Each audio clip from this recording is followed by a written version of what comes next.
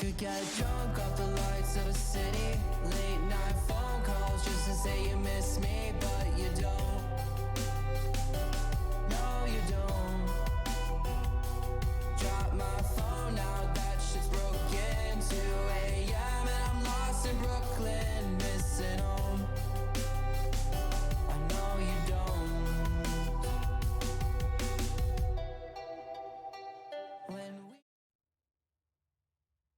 Hello and welcome to the Smite Draft League. We've got Immortal action on the table today. On the left side, we've got Wild Inferno with Captain LDGFish. And on the right side, we've got Immortal Eclipse. I'm Anthony Malum. I've got KingFsher alongside me. Nooblet will be on camera today. Fish, are you ready for some late night Immortal action? I definitely am. And coming into this match, we got two really exciting teams for different reasons. I mean, I love most of the people on both these teams.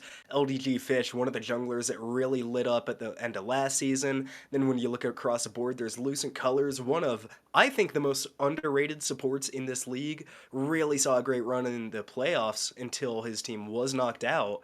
That being said, they are focusing on Fish's jungle a little bit. We see Susano ban early, not normally the top ban jungler we've been seeing. Yeah, I'm getting flashbacks to the Immortal draft where Fish was trying to offer up trade stock to get Sasano to not be banned this season. Clearly, that did not go in Fish's favor. But yeah, this is one of my more favorable matchups. I've been excited to see. And Fish has a lot to prove to you. I know in scouting grounds you were teasing him a bit for some of the performances we saw. So I know there's been a chip on his shoulder. I want to talk about this Tiamat ban coming out. Tiamat did not start off year 10 as being a consistent ban. It feels like ever since Tablet of Destinies was elevated, Tiamat's been right alongside it. Give me your thoughts on that. It's definitely been interesting to see one of the only gods that we've seen a wild, like drastic difference between our scouting ground and regular season games. Not only pick ban wise, but gameplay wise. Now that Tablet Destinies has received a nerf, I'd be interested to see what happens to Tiamat. For the record, I still think Tablet is a good item, but it's definitely not as strong. Should still be the meta build, so I'd really expect Tiamat to stay here.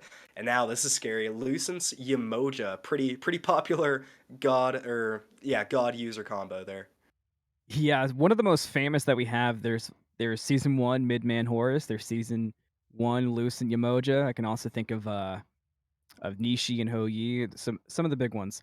But yeah, with the emoji getting locked in here for Lucent, I was talking to Dracul, one of the other Immortal captains, and without giving away too much strategy, Dracul's definitely one of the people, and there's some other captains on the same wavelength as me. That Yamoja of Lucent is borderline a trap, because is it worthy of a ban? Oh, absolutely. But you are giving up a ban slot for a character that admittedly is not S tier right now. It's definitely a tough balancing act, and on the flip side, if you don't ban it, do you try to top pick it? Obviously, the Exactly. Order side team doesn't think so, as they go Soul first, so maybe we aren't going to see the Hou Yi from Nishi today, and a Mercury lock-in. I'm really kind of surprised we didn't see Mercury instead of that Susano. I think Mercury just, the hard carry potential alone that he has Yeah. late game is worthy of a ban in most metas. Really surprised was not one of the two junglers taken off the board. Yeah, Mercury frightens me. Soul's hit or miss. I feel like with some of the changes that we've seen that we are on the current patch we're playing on, mage ADCs are calming down. I think the best thing Soul offers is the laning phase. Just feels like a disaster for the opposing ADC. Your bastions are gone in maybe 30 seconds with a full ability run through. Your tower could be gone if you decide to back. If you're playing a physical, as soon as you back for your Aussie, there's a good chance your tower is gone. It's a it's a feels bad matchup, but it's possible to contain her. It really is, and it's kind of odd to see, especially early game, a magical ADC have a lot more tower kill potential than a traditional physical one, but that's just one of the many changes that those. Am I seriously blanking on the name already? The shields offer. Can't believe that. But now we're going to see a Merlin lock in. And I think Merlin Tiamat justifiably have been the top two gods in mid this season. I think you talked about it with the Tiamat ban. The tablet also affects Merlin a lot, a really core item on him this season. Not surprised to see him pick, though, still an insanely strong mid laner, and it's going to be a kind of tricky one to respond to. I mean, those Umoja walls are not going to hold that Merlin. No, no, they will not. Oh, the Thanatos with the insta lock in. I like that. I feel like Thanatos is quickly becoming an undervalued assassin, and we saw Thanatos in scouting grounds for our league in particular be one of the most highly sought after and contested picks, including being banned out. And as the season has gone on, it's definitely calmed down. And I think we being all the casters, really expected to see Thanatos be a middle to low division, really highly sought after pick and ban. Definitely, it's kind of odd to see it a lot of the time because Thanatos is a god. I always think that if you have good team communication, a Thanatos really can't do much. I mean, he lands for a stun or an execute, and immediately the entire team knows what target they're going on before they even Yeah. get into the air. So a well-executed team comp can definitely shut it down, but it's been kind of surprising just how much traction the Thanatos is getting, and it's certainly, if you're going against a team that doesn't have great communication, just dismantles them. Like, there's nothing you can do about it. Can we talk about how frustrating it must be for Wild Inferno to have banned out Ao Kuang, Freya, and Olderun, and you're still against one of the magical auto attackers? It's definitely probably frustrating from their point of view. I'm not quite sure why they did ban out the Oleron in the second phase. I mean, I guess Kronos is probably better suited to mid than ADC. Still sees a lot of ADC play, and you definitely don't want two magical ADCs on your team. And indeed, it is going to be Kronos ADC and a Yu Wang in the mid lane. I'm not used to seeing that pick on anybody other than Gabba.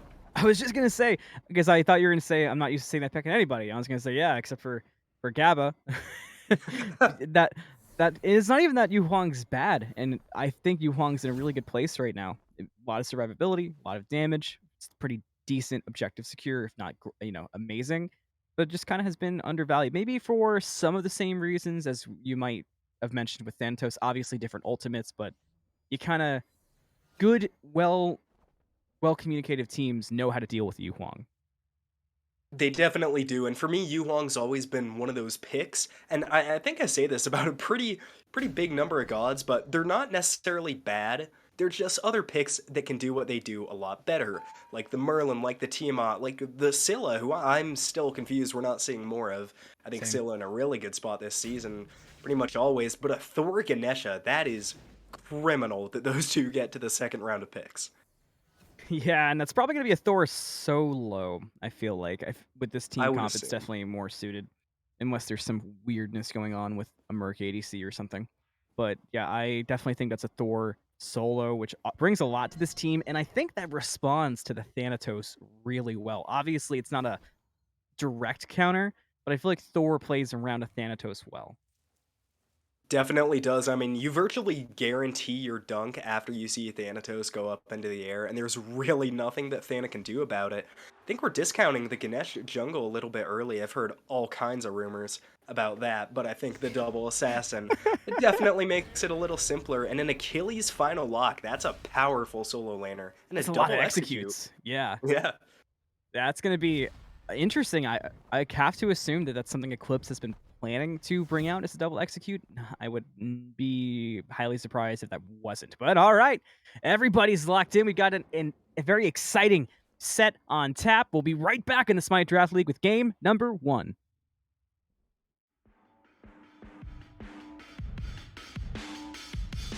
I could get drunk off the lights of a city. Late night phone calls just to say you miss me, but you don't. No, you don't. Drop my phone now, that shit's broken. 2 a.m. and I'm lost in Brooklyn, missing home. I know you don't. When we were on, I'd always thought we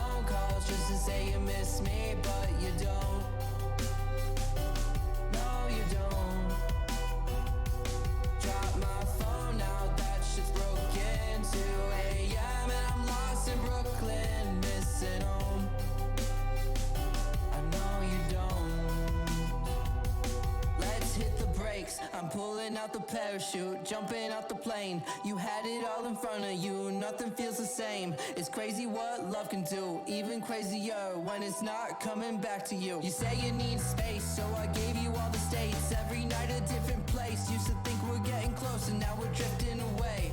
And all I can say is that I'm feeling wasted. I could get drunk off the lights of a city. Late night phone calls just to say you miss me, but you don't. No, you don't. Drop my phone now, that shit's broken. 2 a.m. and I'm lost in Brooklyn, missing home. Hello and welcome to Game. We've got a heavyweight matchup between Wild Inferno and Eclipse. I'm Anthony Malum. I got KingFsher with me. Let's do it! Oh, and already we're seeing the start that we love so much, pulling the buffs. It's been pretty debated, I think, over the whole season, but regardless, it's pretty nice getting to lane at level 2, and especially on some really aggressive junglers that we have here, a Thanatos and a Mercury. It does make the start of the game a lot more exciting. Now an early gank onto Physics, Assassin's gonna have low defense, can he get out of it? Already used his hammer toss. Oh wow, Scythe does so much damage. One basic attack will do it, and Beau finds it on Physics, and it's a first blood for Eclipse after a early cringe gank, as Jeffrey would so eloquently put it. And it's an early lead here for Eclipse. Yeah, really good early game gank, especially that Thanatos staying hidden in the jungle for so long, making sure that Thor used that escape before showing up into the lane. Very textbook early gank.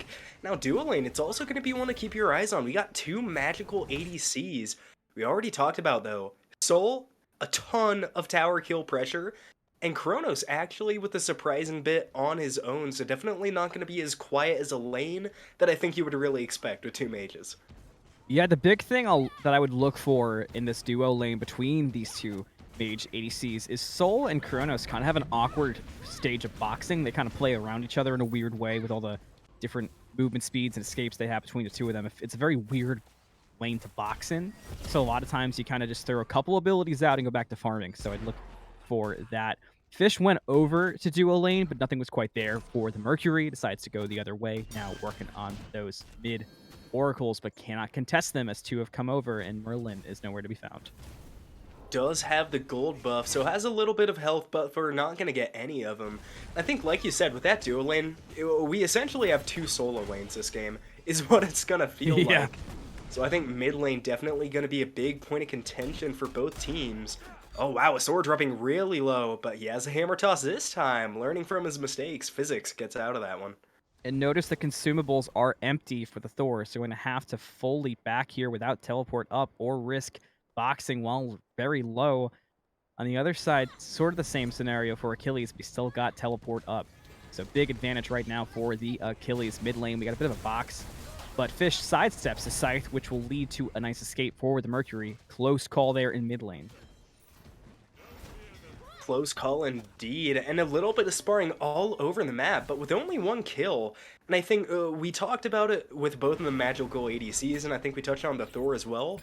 Most of the gods in this game have really good escapes, good CC immunity. Even when we look into the mid lane, the Merlin Blink is incredible, and Yu Huang just so much CC immunity, survivability in his kit. Yeah. It's going to be a really low kill game, I would think. Even with the caliber of these junglers who should be doing a lot of work, Buff Invade going to be successful for Eclipse. Oh, and they're looking for ultimate follow-up. too. The Fatal Strike is on the table here for Eclipse, but wisely, Wild Inferno will back away. Yeah, I think you're right. I think we're looking at low kills. I think we're looking at one of those, we like to call it the SPL feel, where it's like, you can tell that everyone's kind of dancing around for the objectives, not really trying to team fight. But to kind of go off of that, not just is there a lot of CC immune ultimates, something I noticed, and this is a rarity, both teams feel incredibly late game oriented, with maybe the only exception being the Thanatos Thor, but like, you know, Thanatos certainly doesn't disappear late game. So both teams have a serious late game presence, so we might have some wild late game fights here. We're definitely going to, and in my mind, it's going to be Kronos against the Mercury to see which can carry the team harder. I think, like you said, all these gods are really good late game, But those two are quite simply two of, if not the two best in Yeah. Smite carrying their team's late game. So it's really going to be player dependent, which isn't something I feel like we say a whole lot. Normally it's about how the whole team is going to perform, but those two players should absolutely be able to carry their team's late game. Yeah, because Soul, I mean, it's not that Soul is bad late game, but Soul definitely has a drop-off point that does not, quite frankly, doesn't exist for Kronos. Kronos is just on a constant scale upward between passive and just how the character works in general, not even mentioning builds. While Soul, this early to mid game is going to be a big force to be reckoned with, and you have to respect the Soul late game, but there's just not the same level of deletion coming online from the Soul. There definitely isn't, but I think the one thing where they might vary Soul, I would argue, is a little bit more survivable than Chronos at Disaparate is really good. I mean, good teams can force a Chronos ultimate and just kind of camp his respawn point, and really easy to shut them down that way. So at least ThockMan over there, that's going to be an interesting name to say. Yeah, I tend to mentally I've been calling him Jones for the same problem, but we'll have to stumble our way through that a little bit. Definitely gonna have to figure out what feels natural with the usernames. That being said, now there's 3 members here in mid. Oh yeah, Yu Huang on his way back. I was really confused who was missing from Eclipse, because I think, like we identified, this mid lane is going to be so much more important this game than it normally would. And one team having a Thanatos and a Umoja, I'd have to imagine that Eclipse are going to want to play this mid 3v3 and the kind of team fights around the 10 to 15 minute mark really, really, really aggressively, because that, in my mind, is the one place they're going to be able to really stand out this game. Yeah, that's going to be the big difference maker. I'm also... The Merlin is going to be kind of a big point for Wild Inferno as we get kind of to the mid portion. That Merlin's really got to kind of... When Fish gets Rage online, I'm looking for Merlin to drop some serious numbers instead of that Mercury to get the Rage stacked.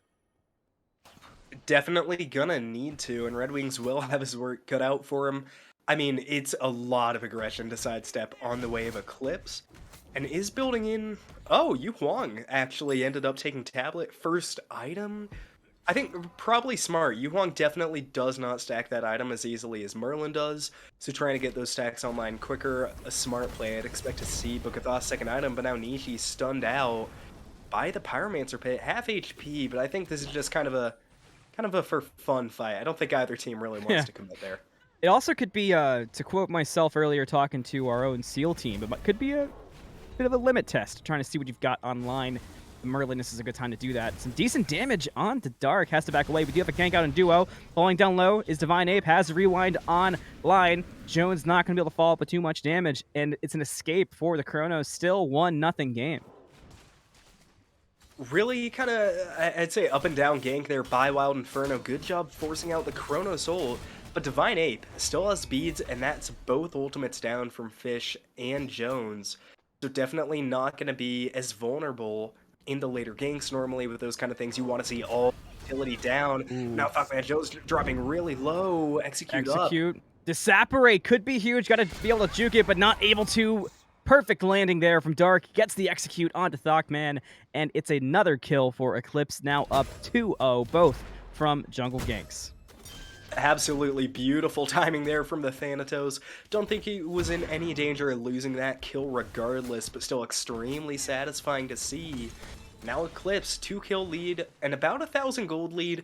Not really that big of a deal 8 minutes in, but you definitely don't want to let that grow if you're Wild Inferno. I would be looking for a gank back or something. We saw Fish and Jones attempt one at the left-hand side that wasn't very fruitful. Definitely look to turn their favors around and get something going here in the mid lane if I was them.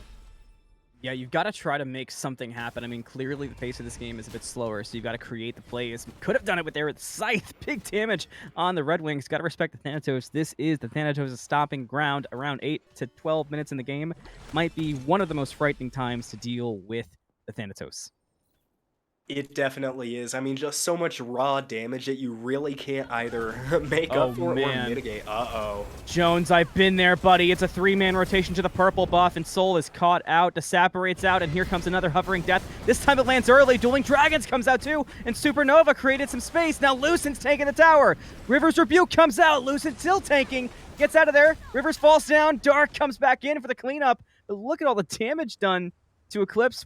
You could not have played that any better if you are Jones. Fatal Strike in the solo lane for a solo kill. Fish just now on the rotation on the Beau, doing good damage, but Fatal Strike has a reset. It's away. It made you look. Is wide left. Sonic Boom is also wide left. Stun from Beau. Gets under the tower and is safe. 2 escapes. 1 successful. And that is unfortunate if your LDGFish did a really good job on that gank, but Beau just better. I mean, perfect ult timing to get the kill and the escape afterwards. Really good stun, forces out the beads from the Merc to try to get the kill. And I was really surprised on the left-hand side of the map. I thought that was a massive communication difference with Lucent just diving that tower. Didn't see Darknms on the back end coming into that tower. So definitely a good surprise, making sure that Eclipse have the comms flowing. Now about 1,500 gold lead. I'd like to see them transition this into some map pressure, because if we look across at Wild Inferno, they're still at the midpoint of the map. Like, not scared, not too many wards on that right-hand side.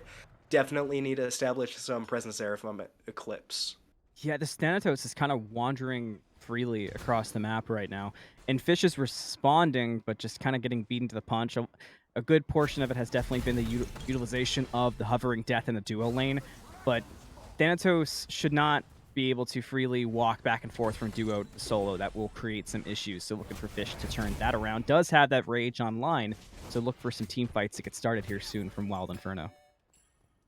Definitely. And I mean, Rage is going to naturally stack as this game goes along. Not the end of the world if they don't get it stacked early. But, I mean, the more crit chance you have, the easier it's going to be for this Mercury on Definitely a power spike if you can get it too. 100%. And especially against a Thanatos, it's an item that you really want to get some value out of. Because, I mean, I think we've said Merc late game just carries damage potential nearly unmatched. Even with this crit item, Thanatos in my mind is a lot scarier right now than the Mercury is. Yeah, we've got another 25-ish minutes until, maybe a little less than that, maybe 20 minutes until the Mercury is really the problem on the map here for Eclipse. But they got to take advantage of it while they have it. You've got a 1k gold lead, you've got a 4 kill lead, but most importantly, in my mind, you've got map pressure. So take that pressure, start cleaning those objectives, keep the pressure on in the jungle, and you could have yourself a pretty quick and clean game. You just gotta follow the steps to get there. Definitely, and I know we've talked a lot about Merlin as the game goes on, but looking at the build here from Red Wings, I can't say it's one I'm really familiar with. Started gem into tablet. I'd imagine this might have to be a Chronos pendant. I normally really like to see a Karen's coin for that percent pen, but given the fact he has no CDR between those first two items, unless he plans to build Soul Gem and Spear Odesso and Staff of Meriden or something, definitely like to see some of that cooldown reduction get online early.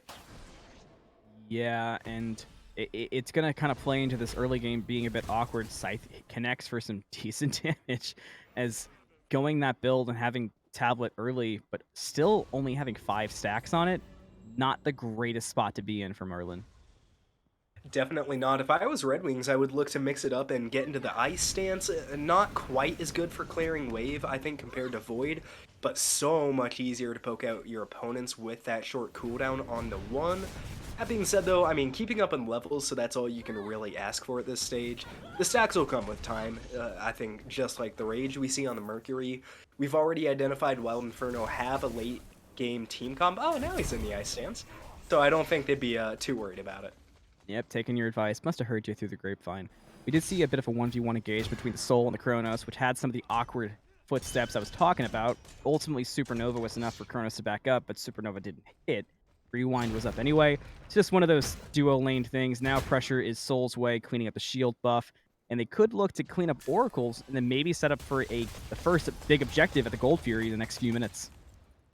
Definitely be a smart call, and I love the way that this Soul is building. I think we saw this on Stewart in the plains, if I'm remembering correctly, and especially with the recent nerfs to Telkine's Ring and Cyclopean, I think this kind of hybrid, more almost ability damage build is the way to go for magical ADCs. Maybe not Oleron or Freya, but these two in particular, they really do good with this big bruiser build, because they still do so much damage with their abilities while having those really hard-hitting autos.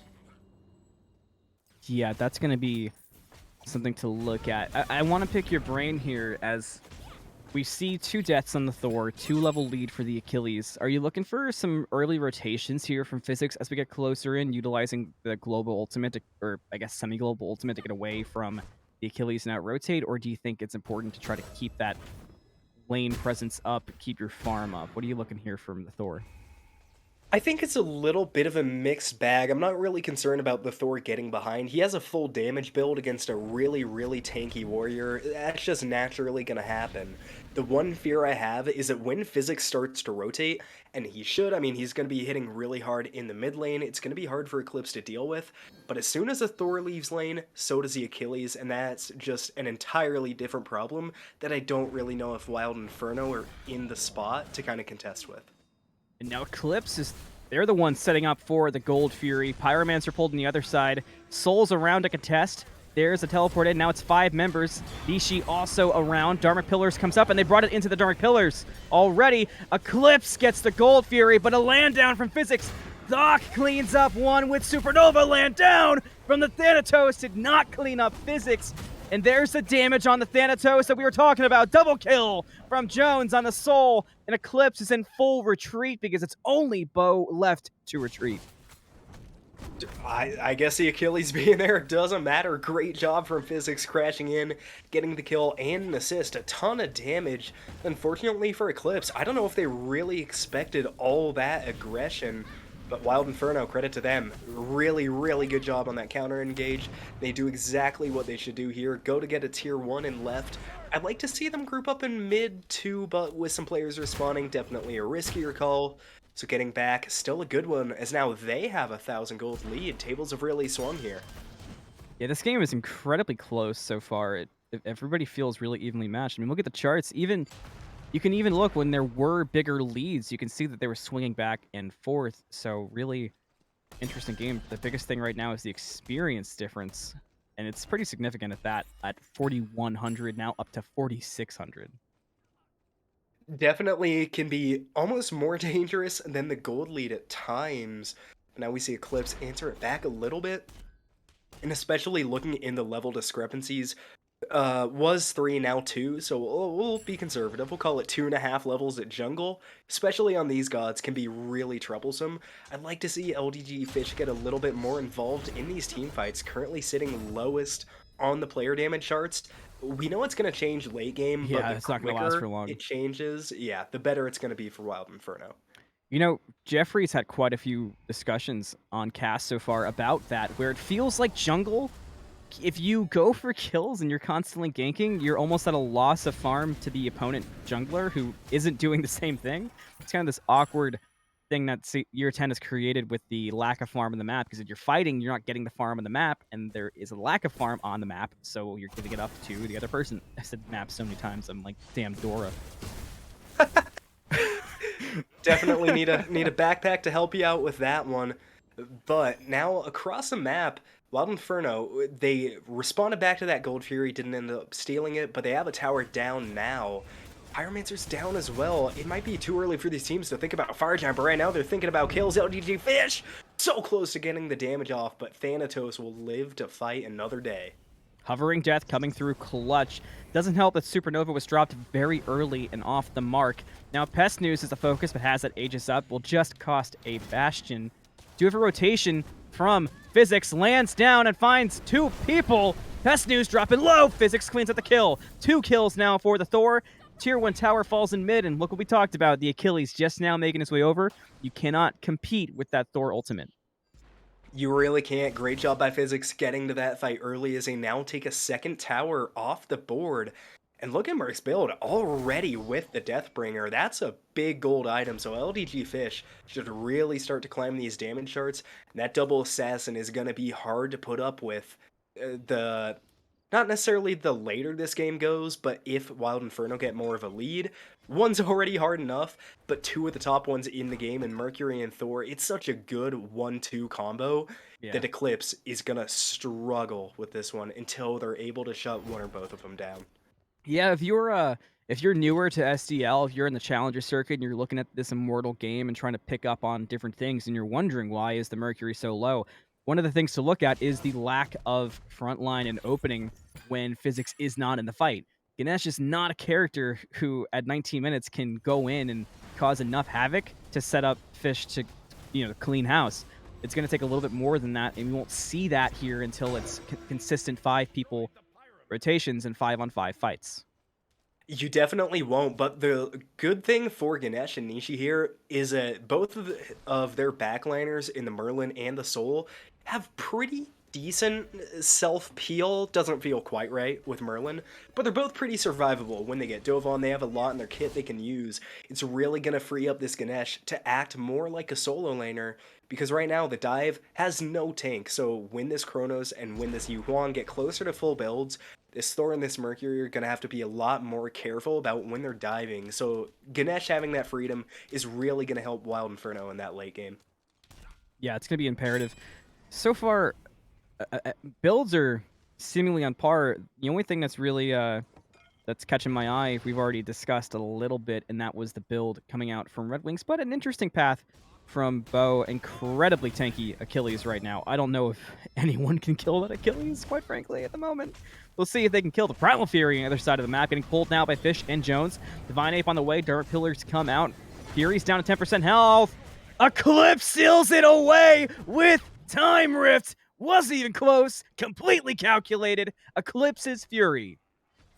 Great steal by DivineApe. I do have to point out, the Dharmic Pillars were off the mark from Nishi. I don't think they were doing any damage to that Fury. I might be wrong, and Nishi, if I am, I'm sorry. Of the colors, but yeah, they did look a little to the side. I was gonna say, yeah, it looked a little bit far. I think going back and looking at builds while we have a slight pause here, I do like Achilles' build. He should still do a lot of damage with that Glad Shield and be tanky. Yeah. But seeing that axe, the Sundering Axe got a pretty big nerf in the last bonus patch. A little bit surprised to see that being built, especially when the Sigil of the Old Guard just is so good right now, especially with damage mitigation. Already have Prophetic Cloak. I think it's really the meta build right now for a reason, but not going Oni's Garb either, so definitely more of a newer style build. Maybe the players are onto something that we just haven't caught on to yet. Yeah, very true. Thanatos just hit a pretty decent power spike, picking up that Bloodforge expensive, but a good spike. The passive, incredibly valuable, so look for Thanatos to be doing even more damage on that Death Scythe, as if that's even fair. You know, the damage charts are telling the story, and this has been this is one of my favorite types of games. The kills are low, but the game is close, and the plays are smart. The only thing that I would wish for is a little bit more tactful use of the calmness and taking more advantage of the level leads. I mean, Wild Inferno and Eclipse are both rolling up on being full level. We might see it now. Fire Giant getting pulled, and it's sneaky.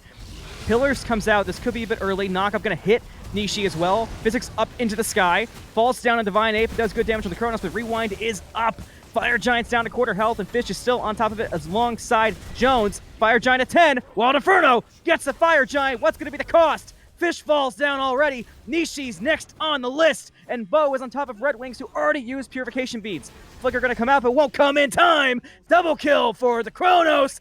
Physics does clean up the Thanatos, but very low and does not have the hammer right away. Got to play this smart.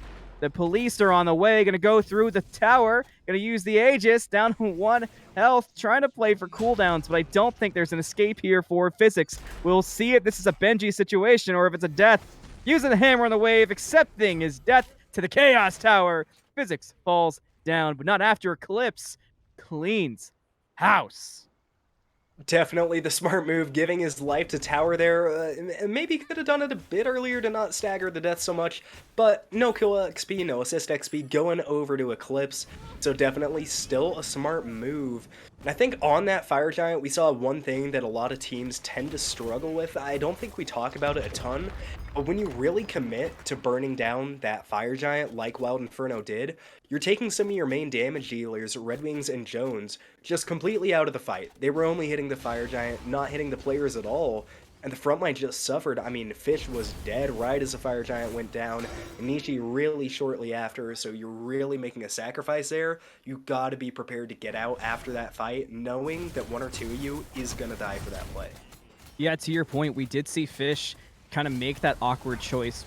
He stepped away for a moment, then popped maximum velocity, went back in on the Fire Giant, and then that's where that kind of awkward placement came from. But then the landing from Dark, there was a lot going wrong. Probably the best thing that they had was that the TheDivineApe got caught out, but it was just physics. I mean, at this current state in the game, you're not going to full delete a Chronos on landing. Maybe in 10 minutes you will, but TheDivineApe being able to survive that initial dunk was just barely enough for Eclipse to turn that fight. It was, and I gotta say, I'm a little bit shocked. There's a pretty big lack of anti-heal in this game. I mean, you have a Yamoja, but only 2 Divine Ruins on the board for anybody. That's not quite enough, I don't think. So now Primal Fury gonna be going over to Wild Inferno, so I guess we'll have to talk about anti-heal another time, as Inferno do get a nice answer back. Now Eclipse are grouping up. You think they have a little bit of momentum after that last big fight.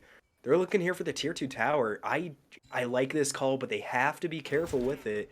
It's going to be a 5-on-5. Oh, 5-on-4. Merlin not out of base yet. Yeah, the big question is, do they know, did anybody see that Physics used ultimate there to check the locations of Eclipse? Because knowing that Thor ultimate down will impact how Eclipse plays this game, or this current fight. Looks like they don't know because they are playing a bit safe. I imagine if they knew that the Thor ultimate was down, they'd play a bit more at tower line. I definitely expect that as well. Now, looking at the damage charts, I mean, Mercury has gone up by about 300 damage in the last 5 to 10 minutes.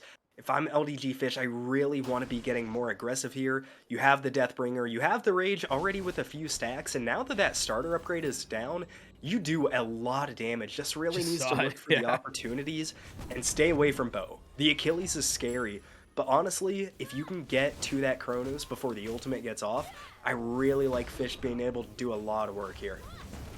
I do as well. Wild Inferno with some nice counterplay here, getting a lot back after Eclipse pushed in. Yeah, I completely agree. I don't think Fish is staying at the bottom of these charts for long, but even if we think that, the reality of the situation is you've got to get up on those charts if you want to turn things around. Fish is a player who can do it. We've seen some things normally on other characters, but definitely there. Nishi, very caught out, just hidden at the little harpy. Gonna get away, but that was a bit scary just for a harpy. That's not a lot of XP, even if you are support. Definitely not. Now Fire Giant's up. Admittedly, I think I talked about it already, so I won't rehash it, but the last Fire Giant fight from Wild Inferno definitely could be improved on, but I still want them to be aggressive on this. I think as of right now, they're looking a lot better in these team fights than Eclipse are. I think it makes sense to kind of push that lead while you've still got it. I mean, Chronos hasn't been that impactful, definitely not playing bad, has a decent amount of damage. The build's looking good, but hasn't been able to get in on these fights. I'd look to capitalize that. Now Pest News and Darknms are away, but Wild Inferno's still not stepping up. Is Fish going to be the engage with his ultimate? It seems that way. Wild Inferno seem to have very clear-cut comms, and they're very sharp, but a lot of times it kind of feels like they might be a bit passive. Fish going to split to the mid lane. Fight not breaking out quite yet. Now Wave will push up. Inferno's just looking for the opening. They might get it. Pest News is backed. I don't think they know, however. Yeah, and there it is again with the Sonic Boom being charged. I'm not sure if they're looking to make a play at the Sonic Boom, or maybe Fish is charging it to control positioning, or maybe they're looking for an Anvil of Dawn to go off of for the Sonic Boom. I'm not sure what they're looking for here. I don't know, but Eclipse might be forcing it soon, and I think you said it best. They seem like a very passive team. I have no problem with that. I'm a very passive player myself, but when you have 2 assassins on your team, you want to be forcing it now. Anvil of Dawn, looking for a Sonic Boom as well. Where's Thor going to come crashing down? Not many options are on the table here for Thor. Goes right back down, and it looks like the call's off, and a Sonic Boom goes into soul lane, finds Dark, who's going to go in Hovering Death and gets away. So Sonic Boom went to the Thanatos, who got away instantly. but that is the jungler poked out. Physics also getting a bit poked out, has to get out of there quickly. Beau a bit pushed up, but Eclipse does not seem like they can capitalize on any of their poke because of what happened to their own jungler. So kind of just a nothing for nothing trade there, realistically. That was so unfortunate for Fish. I think the minions body blocked Darknms enough to get up into the hovering death. And now we see Eclipse stepping up. I thought Wild Inferno should have taken that fight. They knew it was a 5v4. Admittedly, Physics was missing a little bit of health, same with Nishi. And now they give up the Pyromancer to Eclipse.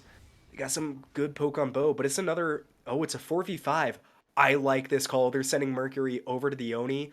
If Eclipse doesn't notice that, that is a great play call from Wild Inferno. Yeah, that is big.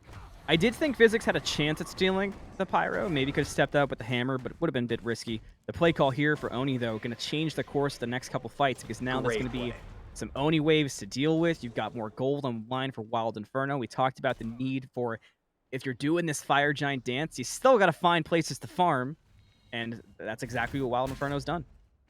And it's such a great play because now they've forced Eclipse. They either have to get away from the Fire Giant, contend with the Oni waves, or step up and just try to deicide Wild Inferno at the Fire Giant. So if I'm Wild Inferno, I'm forcing a fight right here. You know they either take the fight or you get Fire Giant.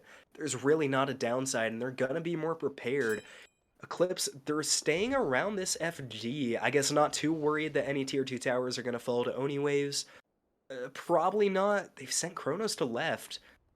I don't quite know what Wild Inferno are waiting for here. I think this definitely has to be an engage because now they know Chronos is away.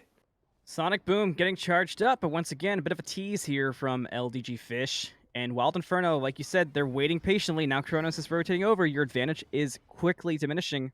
Thanatos also on the way back. So yeah, Wild Inferno misses a huge opportunity here at the Fire Giant. I mean, granted, they don't quite have the view that we have. They didn't know that that was essentially a 5v2. Two people were back. One was really separated from the front line. And yeah, they had such a good play taking that Oni Fury, and now the lead is gone. It's like it never even happened. Oh, Dark gets deleted quickly! Fish and I both got woken up by that. Jones gets credit for the kill, and now Wild Inferno has a 5v4 advantage for the Fire Giant, and they're going to start pulling it right away. Physics up into the sky with the Anvil of Dawn. Who is going to have to face the Reckoning of Thor? It's TheDivineApe, but it's off the mark. Now a blink in from Beau onto the Fire Giant in the back. Runs into 4 members. Gets damaged quickly, but does survive. Pillars had to come out as well. Fire Giant down at quarter health. Eclipse very healthy and still hanging around. River's Review comes out. TheDivineApe available as well. Wild Inferno secures the Fire Giant. And they will look to escape as well. Well played from Wild Inferno despite the awkward angles. Eclipse should have been able to steal that given the health bars, but Inferno played it well and gets away with the fire. And they played that fight a lot better than they did the last one. Gotta give them credit. Everybody got out safely, and as a team, they were really focused on the objective. That being said, I think could still use some improvement. I mean, that was a risky call going into Immortal and a Huang ult for that steal. Pays off for him this time, but now I'd like to see them get aggressive. I know they haven't played really aggressive throughout this match, but you know, you have the Fire Giant buff. In my mind, it's an enhanced Fire Giant buff. At least 2 of these tier 2 towers should be falling, if not the Phoenixes behind them. This game's been way too calm for the talent on these two teams. I am incredibly anxious. Look at the player damage. I'm so anxious. I mean, we've got 4 of the top players in Immortal at the bottom of the damage charts at 32 minutes into a game, and they're all on some of the most damaging characters in the game. I gotta say, never thought I would see a Thanatos and a Merc combined for less than 12,000 damage 33 minutes into a game. Yeah. I mean, that being said, I think we've said it multiple times, not to feel like we're harping on the players, but none of them are playing bad at all. I just think a little bit of missed opportunities at certain stages where they could be doing more. Oh, and I like the stun from Physics. Oh, and wow, there's some damage. Gotta play it safe. Sonic Boom being charged up, but don't want to go into the throne room with Sonic Boom before you get the Phoenixes down, but now they're going to push in. Fish leading the way in mid. They're going to split, and look at the Phoenix disappear in mid. Fish going to fall for it. Will it be worth it? We'll have to see. Dark going to fall to Physics, so it is worth it for now, but the left Phoenix somehow survived the onslaught. that included a Soul. So while they get the mid Phoenix, they do lose out on the left push. I'm shocked by that. Beau going in on Physics. Physics will get away safely, but now you've got 3 members left against 4. They're going to go back in. Soul can kill it. Supernova got focused the other way, and Soul never even hit the Phoenix, so the Phoenix survives at half health. Now Eclipse forces Wild Inferno out, and only 1 Phoenix is taken. Yeah, admittedly not the play I was expecting, but I do love seeing that from Wild Inferno. Finally, they start to take advantage of their lead, take advantage of that enhanced Fire Giant buff. And honestly, at this stage, 1 God for a Phoenix, given the pace of this game, I don't think it's bad at all. In fact, I think it's a really good trade.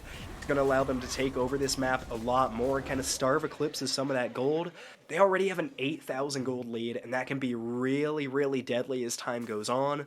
Especially now that players are nearing full builds, that's going to be glyphs, upgraded relics, even 500 pots in some cases. So it's definitely going to be interesting to see how Wild Inferno are going to be able to use this to their advantage. Pyromancer getting pulled, Fury cleaned up, EFG about to spawn, 8-8, just about a 10k gold difference. This is probably the closest Immortal game we've seen so far.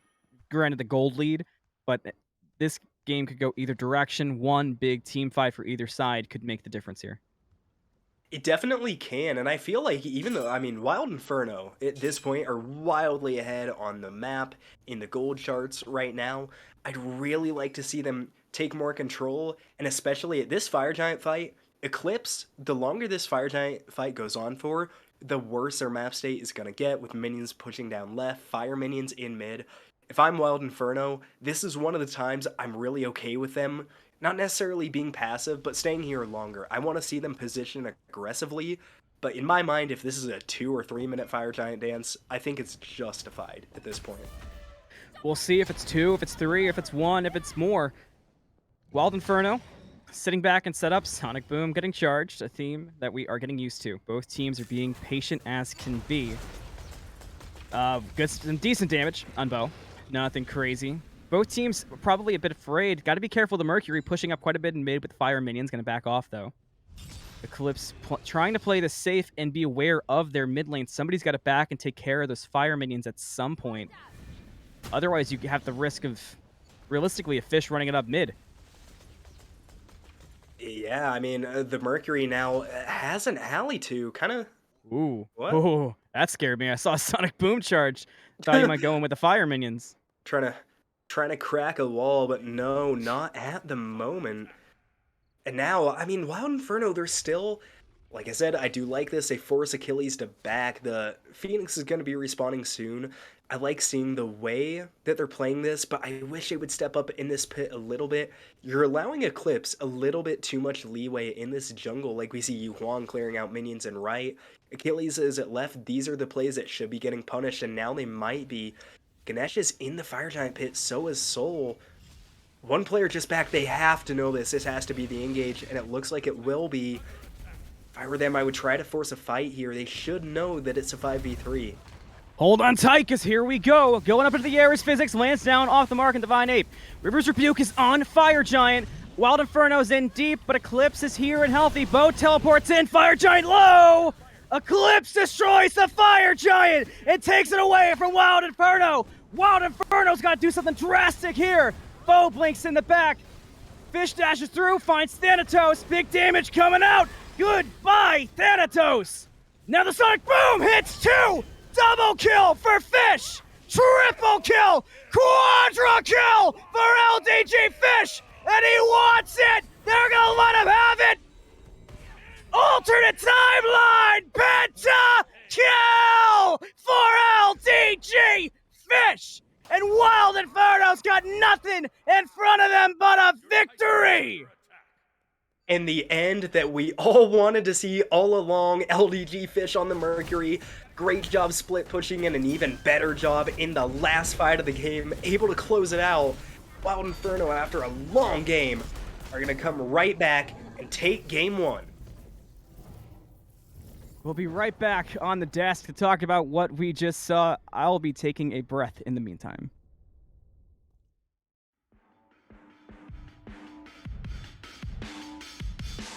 could get drunk off the lights of a city. Late night phone calls just to say you miss me, but you don't.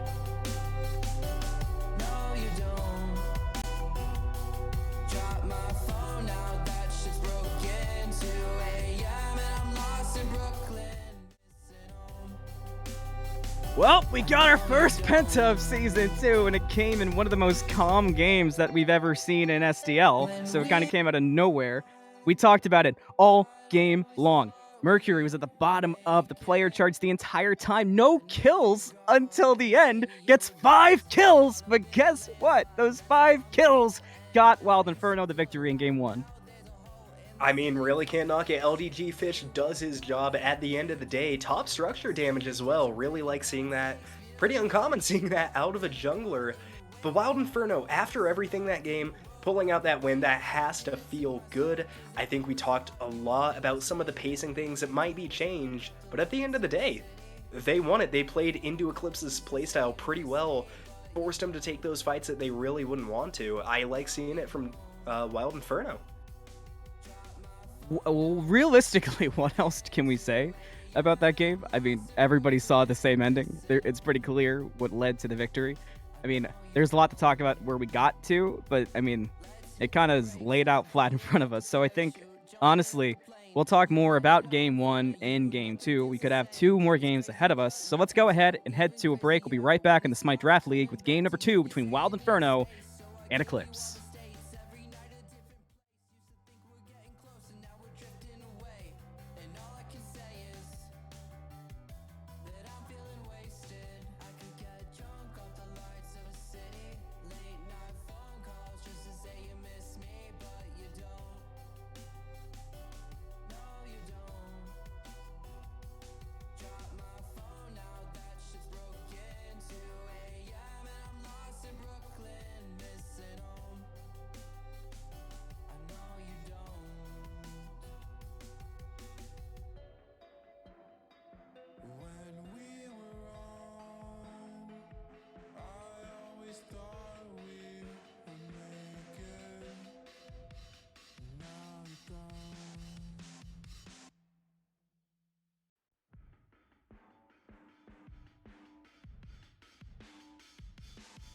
Get drunk off the lights of a city. Late night phone calls just to say you miss me, but you don't. No, you don't. Drop my phone now, that shit's broken. 2 a.m. and I'm lost in Brooklyn, missing home. I know you don't.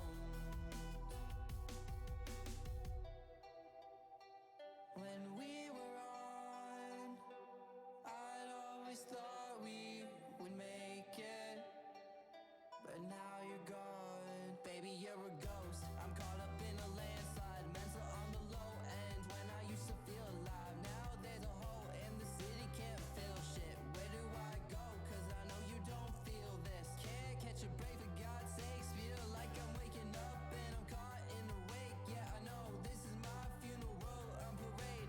I did it to myself cause I always thought you would feel the same, and I know you don't. Drunk off the lights of a city. Late night phone calls just to say you miss me, but you don't.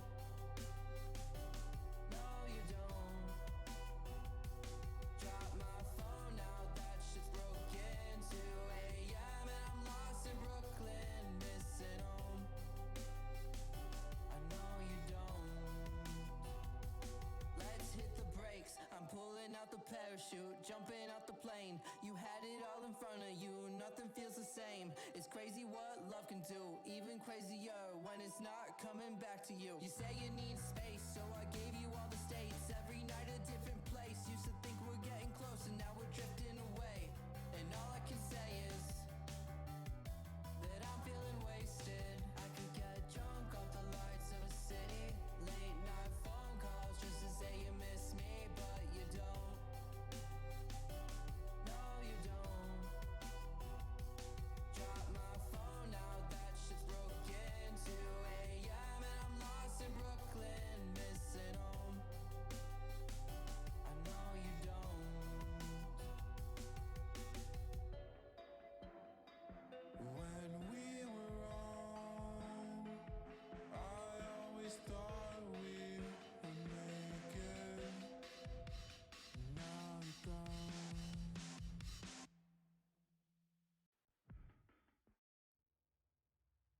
Hello and welcome to game number 2. You're gonna have to forgive me if I sound a little shaky, still recovering from game number 1.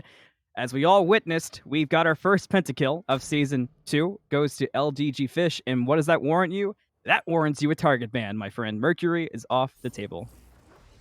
Definitely a very smart ban. LDGFish, especially at the end of that game, really came alive. I mean, the split pushing was on point, got the mid Phoenix down going into that last fight. And in that last fight, I know we talked a lot about not seeing aggression, but the Mercury in that fight was all over the place. Absolutely loved to see it. But now, a little bit unclear what they're going to go into. These are already some pretty different looking comps, especially on the side of Eclipse, an Agni and a Maui. I like that combo. I like taking the Thor away. I like taking the Thor away. You wanted to utilize your bans on Susano and Mercury. Who can blame you after a pentakill? And you take away the Thor. You leave it not being an option for solo lane. You leave it not an option for Fish. You take a lot of control here in the jungle. Definitely do. I'm not quite sure how I feel about this Thor, especially after last game. I mean, for what it's worth, Physics in the early and mid game I think did really well, rotating the fights, really making a pretty big impact, especially on the left side of the map around that Gold Fury. That being said, kind of missing that traditional warrior, I think also could have hurt them late game.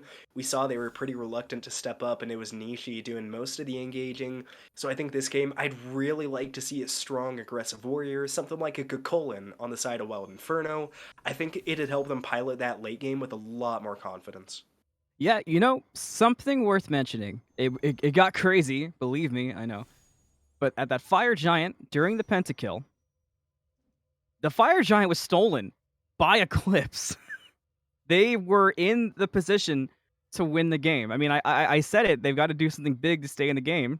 You can't get bigger than a pentakill. But if Fish doesn't wipe them there, that's probably Eclipse's game. So there is a lot to improve for Wild Inferno.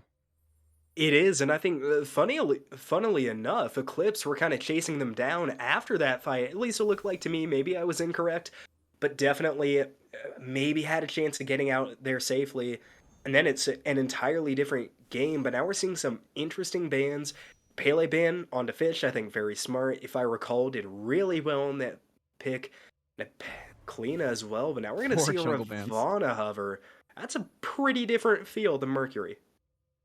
Yeah, I mean, if it's not going... Yeah, I was going to say, if it's not going solo, which could be... It's kind of tough to tell.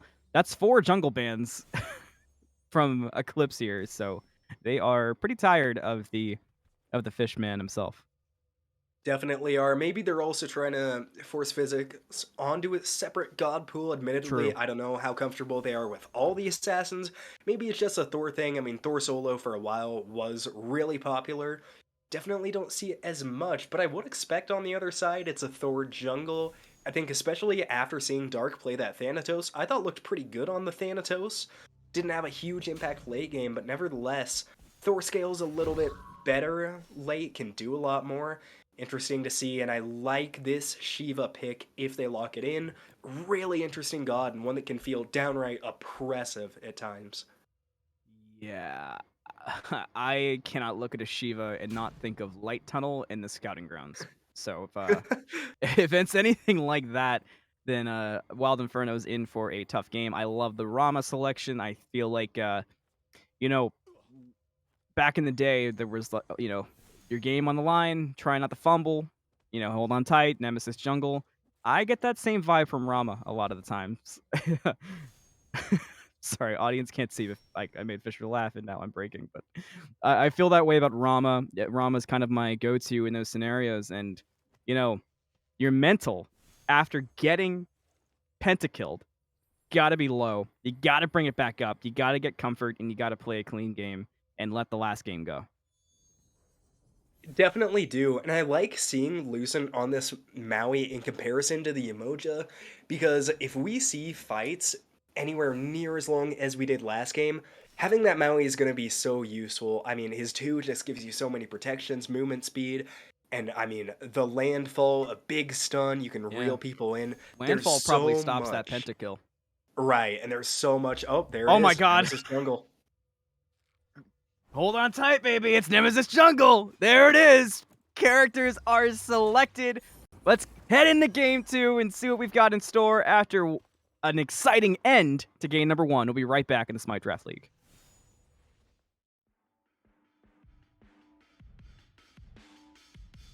I could get drunk off the lights of the city. Late night phone calls just to say you miss me, but you don't. No, you don't. Drop my phone now, that shit's broken. 2 a.m. and I'm lost in Brooklyn, missing home. I know you don't.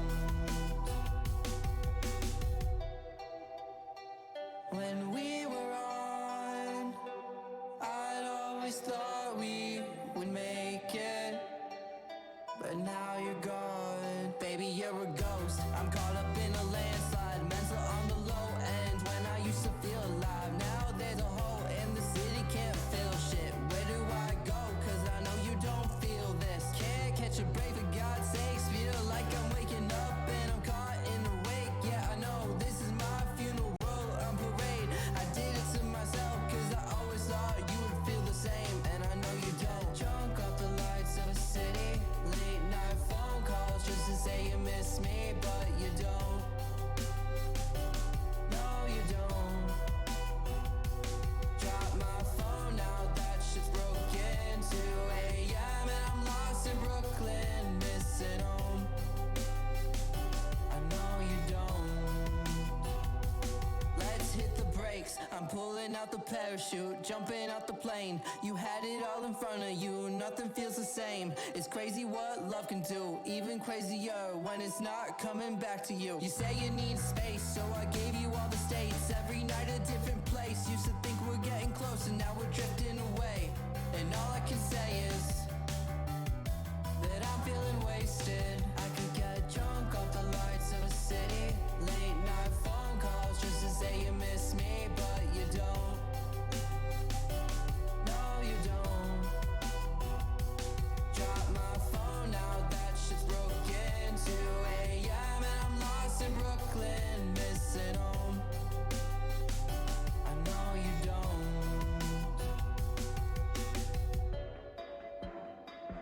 When we were on, I always thought we would make it. Now you don't. Welcome back to the Smite Draft League. I hope you have recovered as much as you can. I certainly have done my best. We've got Eclipse versus Wild Inferno. I'm still Anthony Malum. He's still KingFsher. iNooblet is still driving the camera. Buffs are coming in. Let's do it. And already, I think we'll have to talk about builds again this game because I'm seeing Merlin go into the same build, and it was one we haven't seen before, but I liked it. I did think it worked pretty well. Obviously, Redwing's still able to get his damage off, did really well into the late game. The one thing I want to see change, I think that both mid laners had Tablet Destinies. They both had 33 stacks at 33 minutes. I don't love seeing that. There's just so much damage you're missing out of if you can't get your enemy poked out early. So I'd like to see something like a Book of Thoth instead for Red Wings. Yeah, I definitely agree. I mean, we saw the entire game, both sides. The damage numbers were incredibly low. I mean, ironically, it was a talking point the entire time for us about the Mercury, is that the Mercury was at the bottom of the player charts the entire game and didn't get up to the top until literally killing everybody. So, yeah, it was a weird look and a weird feel. And at times felt like an SPL game, but if we can be constructive and honest, that there were times where it kind of felt like neither team just felt confident enough to make the plays that probably could have been made. Definitely not, and hopefully, I mean, we are seeing not necessarily, I think, drastically different team comps from either team, but the fact that we're seeing some variation, hopefully, onto some things that are either a bit more comfortable, or that you have more confidence in a similar situation, because I think they probably will get to that point. I mean, they played the early game very similar, there weren't a ton of ganks, not a ton of over-aggressive plays, so I think definitely not a stretch to imagine that we'd be in a similar situation. I do want to say, you did call it beautifully, the Robin solo. It's going to be interesting to see who wins that lane out of them and Shiva, because not going to lie, I think Shiva just does a lot more right now. Yeah, it's a matchup we haven't seen a lot right now. Physics is getting the better of Beau, and they're really duking it out. This next wave could be a very contentious one. We'll see if Physics wants to push the issue or if Beau takes a passive approach. Looks like Beau is going to play it a bit passive. Definitely does. Avoids the root. Huge there. Big tussle in mid lane. Fish falling down low. Has to back up quickly. It was almost an easy pickup there for Dark, but had to play it safe in the Thor. Let's talk about this Thor pick here for Dark. I mean, you know, again, we talked about it. Player damage. A lot of people were at the bottom for a long time, so it's not a target on one player. It was a feel of the game. But Dark's damage on Thanatos was just not there for the majority of the game. I think his Thor will change that a bit. I definitely hope it would. I think it's a lot easier to poke out on Thor than it is Thanatos. With Thanatos, you kind of, I mean, you got to commit a lot. The scythe can be hard to hit when you're in a congested jungle, so you really got to step up to kind of secure that damage. I think being on this Thor, it's going to be a lot easier to just, stun him with the wall, hit him with the hammer, it's all good, and just get the damage off that way. So definitely should see a lot more value.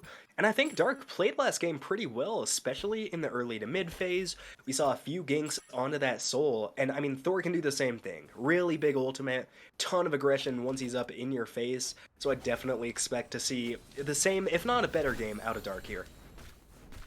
Yeah, I definitely agree with that. There's just a lot to look back at from game number 1, where these are two very good teams, but I think they just both kind of got in their own heads and were afraid to make the first maneuver. I mean, we were talking about it a bit off of cast, but the Fire Giant dance was kind of detrimental to both teams and kind of led to the awkward ending that we had. There's a lot of scenarios in that game where if one team took the initiative into that Fire Giant, that game could have gone very, very differently. It definitely could have, and I think it feels like we keep coming to that topic a lot because it was just so game-changing. I mean, up until then, both teams looked really clean, pretty confident in all their actions. It was a little out of character to see. That being said, I think both teams probably recognize that, you know, maybe wasn't totally beneficial, and I definitely look to see both teams changing it up. But I think one thing Eclipse can build on, their objective contests, although they were behind in them for a lot, were very, very good. It's something you can easily build off, especially having a Maui, having a Thor. I'd really look for them to turn it up once, while Inferno goes for the Pyromancer, the Gold Fury. I think that's a really, really good initiation point that Eclipse can use this game as Physics forced to back away after an ultimate use from Beau. Something I'd be remiss if I did not point out, given who is running our camera, is the Gilded Arrow on the Rama in the dual lane. That is a hot topic in our production channels. I do like it on Rama. I think what appeals to me the most with Gilded Arrow is the end destination of Gilded Arrow going into the Diamond Arrow, where Death's Toll is very consistently just being sold off. It depends on the matchup, but I do like it against Oleron because the passive will give you a very decent chance in boxing the Oleron, which normally would be a very tall task. It definitely will, and I think especially considering Oleron has the same starter as well, should give a lot of box potential, like you said. I mean, I think especially Rama is going to be building into that Rage, I would expect third item, so if he does choose to upgrade it, I think Ornate Arrow, it's not a bad item at the time, but definitely do see some with different uses, so it'll be interesting to see if we get to the same stage late game, what DivineApe does with that build. I do think I have to point out, though, with Oleron, he's probably, at this moment, the magical ADC I like the least, and normally I love Oleron as LDGFish takes a huge chunk of damage. Darknms not following up, I think probably Smart could most likely get that Nemesis kill, but he's gonna get himself killed in the process. Yeah, I want to echo what you said there, and it's just one of those things where it could, I don't know. I'm sitting here wrapping my brain around things that I would have done differently is my issue. And I'm not much of a shot caller, so that's kind of where I fall apart in that department. So I can really only look to see the differences per game. I think a big thing for me going forward in this game is I want to see Fish get active more early, and I wanted to get your thoughts on that. DivineApe barely survives in dual lane. I didn't even notice that it was so close. In my defense, we've got 10 players, 50 abilities, a lot going on. Anyway, what's your take on Fish here in the Nemesis. We talked about Nemesis a bit together before, where Nemesis feels like this niche pick, but do you like it into this particular team comp? I'm a little bit of a mixed bag. I do like it into Rama, especially. I don't think Rama's escapes are nearly as good as some of the other hunters. Agni's got a pretty long dash and easy to confirm stuns, but my main problem is the fact that they have another assassin solo laner. I think LDGFish and Physics need to dive together. It's the only way they're going to survive, and I think that kind of limits a Nemesis a bit. I mean, Robin can survive a dive fine, but it's the fact of getting them to communicate and getting them on track with each other. But I think you said you're not a shot caller. I love shot calling. My teammates just don't listen to me, so it'll be interesting to see if they do what I think they should do and be aggressive and dive early. The audacity of you to try to convince a viewer that you speak in team comms in games is remarkable, I have to say. Well, you know, I VGS. I say attack. You VGS once the mid laner has rotated and they're basically sitting on my lap in my room. That's when you let me know that they're missing. But anyway, back to the game at hand. Best news, bit poked out, and Fish and Nishi go in. Taunt going to be off the mark, does bring in Lucent, but Fish is not interested in the support. Fish wanted the mid laner, so they're going to back up. Still no kills at 8 minutes, 13 seconds. Dark wandering towards mid, but it's a split 3 in mid on both sides. 2 solo lanes breaking out, and we're still calm. 8 minutes, no kills. Yeah, wouldn't really expect much else. And both these mid laners have opted to go back to the tablet destinies. I think that being said, I do like that a lot on Pest News. The Agni bombs are so useful. I mean, whenever they come up, you just kind of drop one on an enemy. It's what you do. So I think Pest definitely going to be able to use this item a lot better than the Merlin is. And we also see, I don't know if we saw this last game, but 2 prophetic cloaks. Admittedly, I was a little bit taken over by the junglers. I wasn't paying attention to the supports. But it'll be interesting to see how they stack it as well. And now Nishi under a ton of damage in the mid lane. Gets a dash away. Will be a first blood. He's Defender of Olympus trying to get away. Gets away with 10 HP. Defender of Olympus takes the Athena to safety. Of Olderun was not picked up by Rom. Are the snipes gonna hit? Oh my god, they hit! TheDivineApe with the patience of a saint picks up the kill for first blood for Eclipse.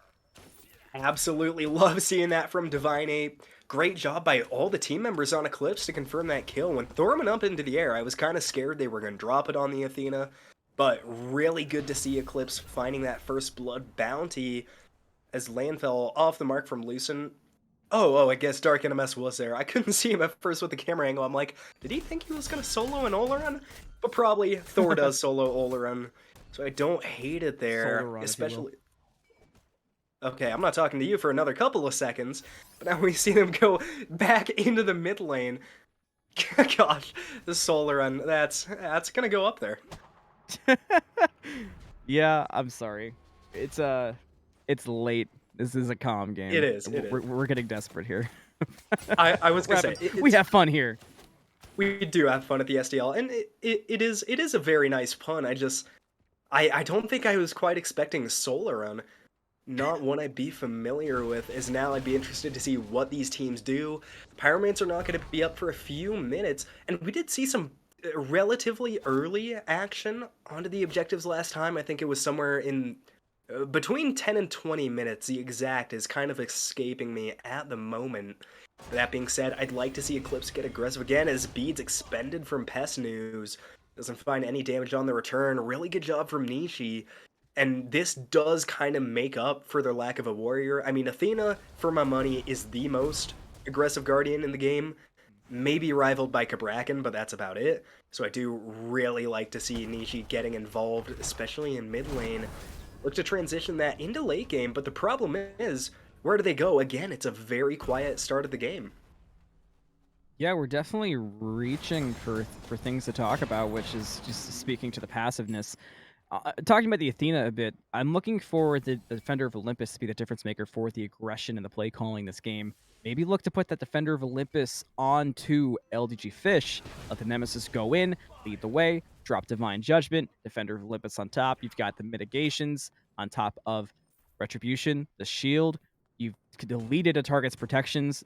Athena lands in, get the taunt off. It's a great start to a fight. Can probably clean up 1, if not 2 people, realistically, with that play. Just anything for some aggression, realistically. Yeah, and I mean, last game we talked about just the general play styles leading to a lack of aggression. I think this game for Wild Inferno, it may be a little bit of their team comp, and admittedly, I don't think the team comp is bad at all, but looking at it, there is a pretty big lack of some hard CC. They have an Athena taunt, and they have an Oleron ult. Then they have a few slows on Nemesis, a root that can be kind of hard to land on the multiple targets with Robin. So I think it's going to be a lot scrappier fights from Wild Inferno here. And to be fair, the comp definitely benefits that with this double assassin, so Eclipse are going to have a little bit of a tough time kind of figuring out how to adjust to the playstyle that Wild Inferno are going to bring. So I think Eclipse, for the amount of CC they have on their team, they should be looking really, really comfortable in these team fights. Yeah, I agree. I'm looking for these damage charts to really bump up in one of those first team fights. I mean, what's interesting to me looking at those player damage charts now that we've got them popped up is you look at the duo lane and the lack of boxing from the Rama. It's a pretty significant player damage difference. It kind of comes from being in an awkward situation against an Oleron, but I feel like Rama can handle it fairly well. So as we get some items online, now that DivineApe's got Rage, I'm kind of looking for at least an attempt at boxing and not just a completely passive lane, because if you allow Oleron to just free cast, free farm, you're going to have a problem on your hands. You definitely are. I mean, for what it's worth, Oleron does have a little bit to crit online too, so definitely going to be an interesting fight. Darknms, Fish dashes away from that one. So does Darknms, so not much going to change in the overall map state. That being said, I think both ADCs are kind of hesitant to fight, because if we look at the junglers, it's a Nemesis and it's a Thor. You're not getting away from either of those gods if they decide to gank you. So definitely a little bit of a balancing act, and I think a little bit more warding high up as we see the Rama do up behind the XP buff should really help DivineApe kind of feel more confident in this lane. I agree.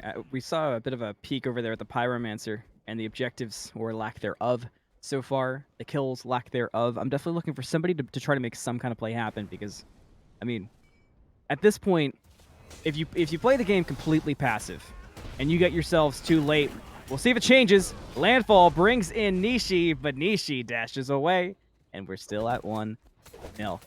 But going back to what I was saying, if you just play the farming simulator the entire game, if you let yourselves get to level 20, then this game can be a disaster for both sides quickly, like we saw last game. So somebody's got to take the risk of making some plays, going to some objectives, and trying to make some stuff happen, because if you don't, good luck. You might get pentakilled by a Nemesis. It definitely does still have that potential, kind of like the Mercury. That being said, I mean, I get that these teams are hesitant to take the risk, but both of them mechanically have looked really, really good this set. I think definitely both have the potential to really take control of this game. And especially, I'd expect Lucent on this Maui to really be the difference maker. Wasn't able to be as aggressive as I think he wanted to on that Umoja. Kind of looked a little muted at times, but now that he's on the Maui, I'd really expect Lucent to kind of take control of this one for the team. You're going to have a Thor following up, and it's going to be difficult for Wild Inferno if you decide to press on these team fights. Yeah, while Inferno is at a big disadvantage in that department, the only thing they can look to try to do is get this Nemesis ahead, but the time for that is starting to pass, and it's passing quickly. It definitely is, and Nemesis is a level ahead, a little bit of an item too. I just think that's because Thor, yeah, just now backed, probably not too far behind in the gold department. But looking across the map too, it's again at an even state. We're starting to see some wards around Gold Fury, which I do like. I mean, for a Wild Inferno's team is on the left, we could definitely see that Shiva rotate over like he is. This could be one of... Oh, no, never mind. Turning around. I thought we were going to see a scrap over Pyro. And now again, they're forcing out the Oleron. I like the positioning here from Eclipse. I like their positioning in the teamfights last game too. I'd love to see them take advantage and start this Gold Fury fight. Try to force out some of that utility from the Oleron. Who you got getting the next kill?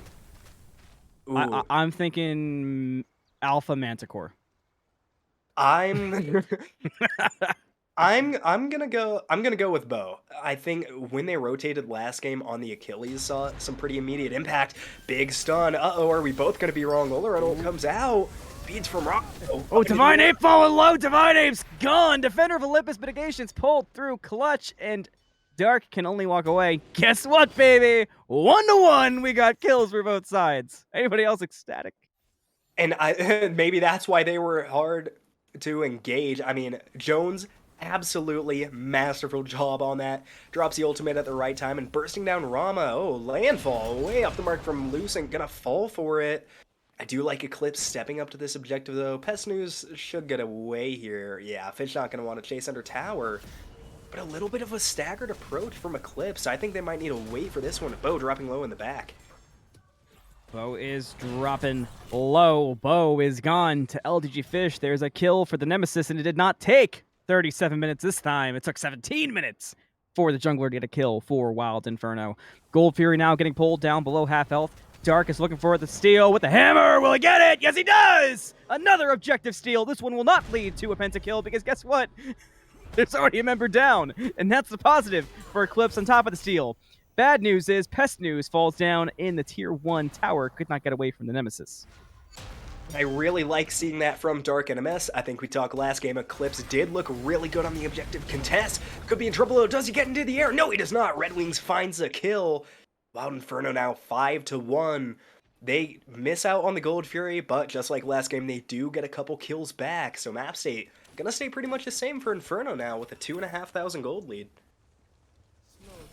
The fact that map state is where it's at is kind of shocking. I'm impressed at the fact that we've got kills on the board, and that's kind of my positive, and that Wild Inferno decided to go do Pyromancer is basically like a defib to my heart at this point, and getting me back involved.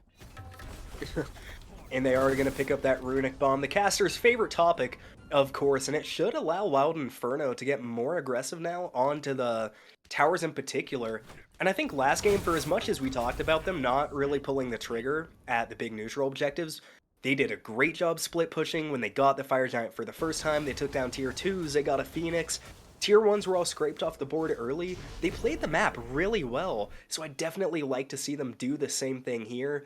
They have a pretty big kill advantage, and levels across the boards. 4 levels in the jungle. That is not the start you wanted your Thor to get off to. All right, hear me out. Okay. Take on a nice date, marry, kill, Olaran, Merlin, Robin.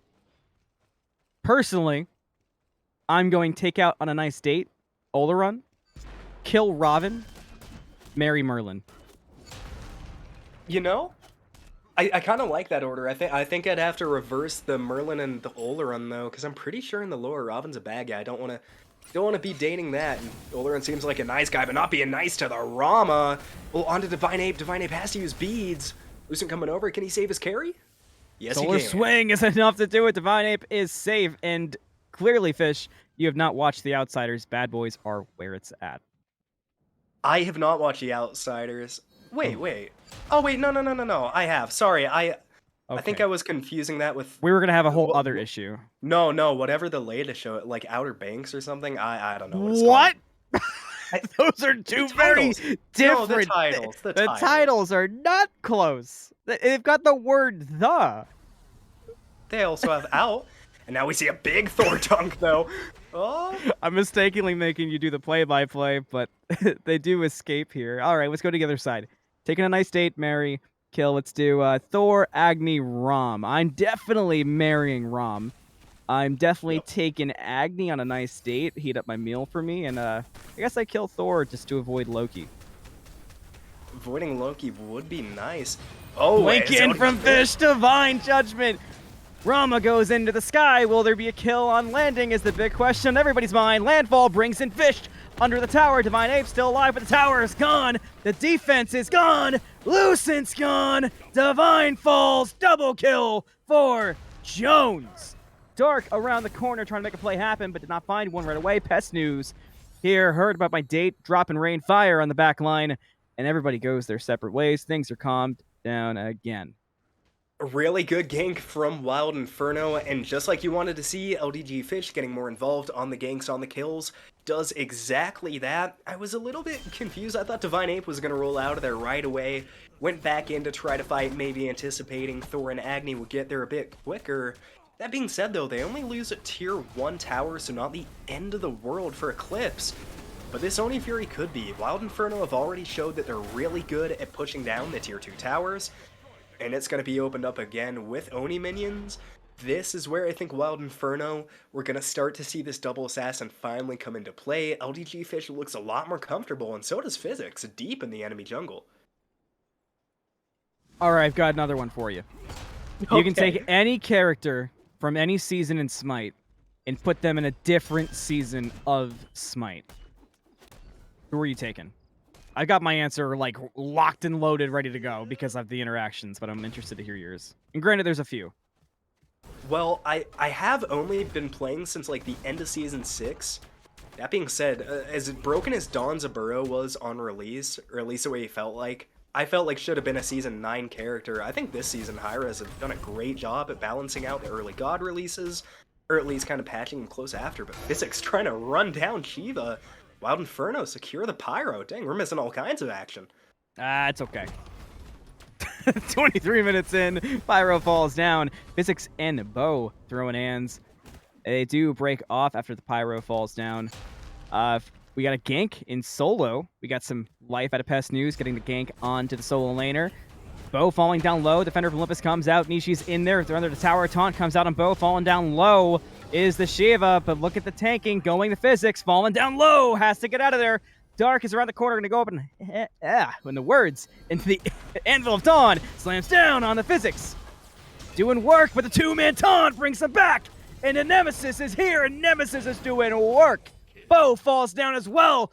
Double kill for LDGFish. Pest News has to use the Aegis early out of fear of the Nemesis. Another two-man taunt. Double un, you might say, into a triple kill for LDGFish. Nemesis is going crazy. They've got to get out of there, though. Physics taking the tower too long, and this could turn into a fire giant. Yes, it does. Wild Inferno has taken full control. We've got a game on our hands. And they have turned it around massively since the last set. Love to see that. The team split up, do the objective, and get the kills. And I saw Lucent hanging out over the edge of the map there. I don't know why. I thought he was just going to jump to the side of the tower and go careening off. Not the case, so as two members of his team do fall. Now Wild Inferno, they have swung it again, a 10,000 gold lead, 25 minutes in. They have the Fire Giant. This is a really, really good looking map state. And I might have been wrong about the Warrior solo. I mean, Physics took maybe 20 damage in that fight. Anyway, my answer. Ishtar in Golden Bow meta. The thought of the interaction early game between Ishtar's alley-oop with Golden Bow makes me feel like I'm going to throw up just thinking about it. Golden Bow was probably the worst meta that Smite's had that I was a part of, even as an ADC main, where it benefited me. Plus, you would get Fatalis on Ishtar. Ugh, it would get gross quick. Tier 2 tower falling down, and Wild Inferno's looking pretty here. Physics, the only one taking any kind of damage, but seems to just be face tanking it and not caring whatsoever. But his team's going the other way. Gonna have to use the overhead kick to get out of there. Wild Inferno heading back towards mid. And now I think they might be looking for the mid-tier 2 tower as well. Eclipse matching the rotation. I don't mind at all seeing them step up here for tier 2 defense. But if you lose anyone, it could be the game. But Lucent not taking much damage on the front end. They do have a lot of ults up. I'd look for a massive landfall. If you're going to defend this tier 2 tower, you might as well try to start the fight, pull somebody in, maybe if the Olaron steps too far up. Split push as well coming out from the Nemesis. Going to do work in that tower. There was a landfall attempt, but it didn't bring in anybody. We'll see what they can get off of it. The Sanctified Fields comes out big. Anvil comes down. Rom Snipe's going to fall. Dark trying to get away. The Anvil worked against Dark there. Falls down to Physics. Wild Inferno's running at Phoenix. Tier 2 just now falls. Split push still going on. Fish going to clean up the Phoenix. Mid lane. Rampage for Jones. They're still diving deep. 3-man stun is not enough to calm down the storm from Wild Inferno. DivineApe going to fall as well. Needs one basic to do it, but Fish goes too deep. DivineApe gets away. Pest News falls to Fish. Divine Judgment comes out. Going to be a 2-man, 1-man taunt. Jones cleans up Beau. TheDivineApe v the world is in a good spot for it. Dashes away, avoids a nemesis. Titan is fairly healthy. One Phoenix alive, down to half health. TheDivineApe trying to make a play here to stop and save the game. Quarter health. Deicide. A death does fall down, but it's not enough to stop. Wild Inferno, they take the set 2-0. We'll be right back on the desk to wrap up these 2 games, a pentakill and a calm one.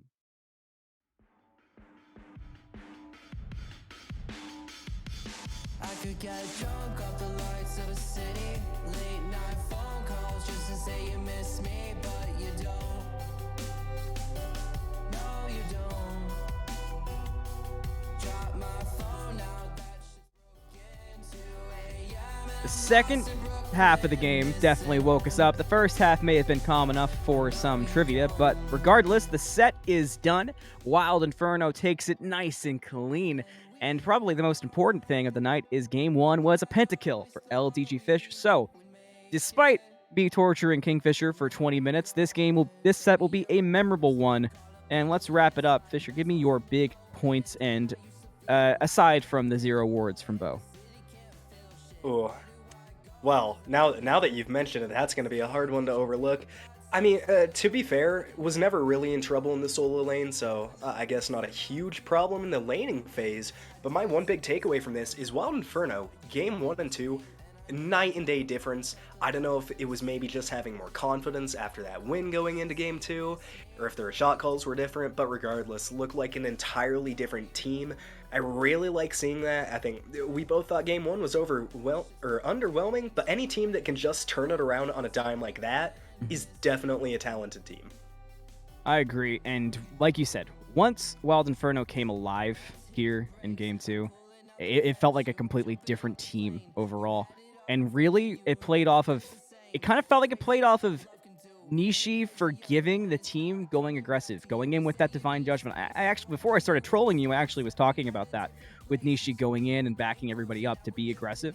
As soon as they started making those plays happen, it worked out, and that's what I am looking for really for the rest of the season. I play around your carries, and good things will come if you are Wild Inferno. But I think that wraps it up for us here with this crazy-ish 2-game set between Wild Inferno and Eclipse. Tune in next time when I teach KingFsher about Facepunch Ymir from open beta of Smite. I've been Anthony Malum. I had KingFsher with me. iNooblet was on the camera. Be sure to send wishes and Red Bull his way, and we'll see you next time on the Smite Draft League.